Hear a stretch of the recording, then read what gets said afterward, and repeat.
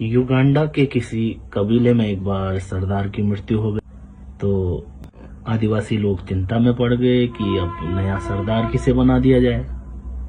इतने में किसी की नज़र महल के बाहर गुजरते हुए फकीर पर पड़ी तो किसी ने राय दी कि क्यों ना फकीर को ही राजा बना दिया जाए।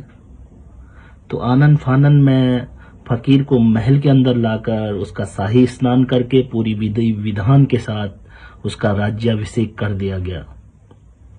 अब चूंकि फकीर सरदार बन गया तो उसकी मौज बहार हो गई।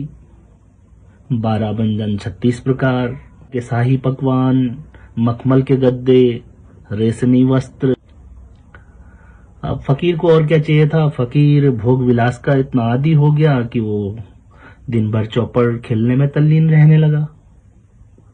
अब जैसे ही पड़ोसी कबीले के सरदार को पता लगा कि पड़ोस के कबीले वालों ने फकीर को राजा बना दिया है और फकीर जो सरदार है उनका वो दिन भर चौपड़ खेलने में ही तल्लीन रहता है, तो उसने सोचा कि ये आक्रमण का सही समय है और उसने फौरन उस कबीले पे आक्रमण कर दिया।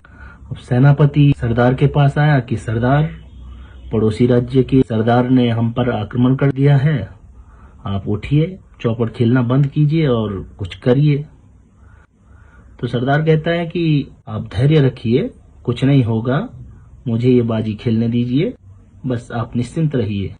थोड़ी देर में फिर सेनापति आया, बोला सरदार, दुश्मन की सेना महल के मुख्य द्वार पे पहुंच चुकी है, अब चौपड़ बंद कीजिए और उठिए, कुछ करिए। सरदार बोला, आप चिंता मत कीजिए, कुछ नहीं होगा, बस मुझे ये बाजी खेलने दीजिए। फिर थोड़ी देर में सेनापति आया, बोला महाराज, सेना महल के अंदर घुस चुकी है, आपके कक्ष में पहुंचने ही वाली है, उठिए, ये चौपड़ बंद कीजिए और कुछ करिए।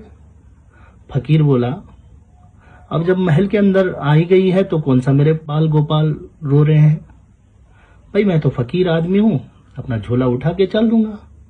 इतने में फकीर ने फट अपना झोला पकड़ा और खिड़की के रास्ते कूद के फरार हो गया।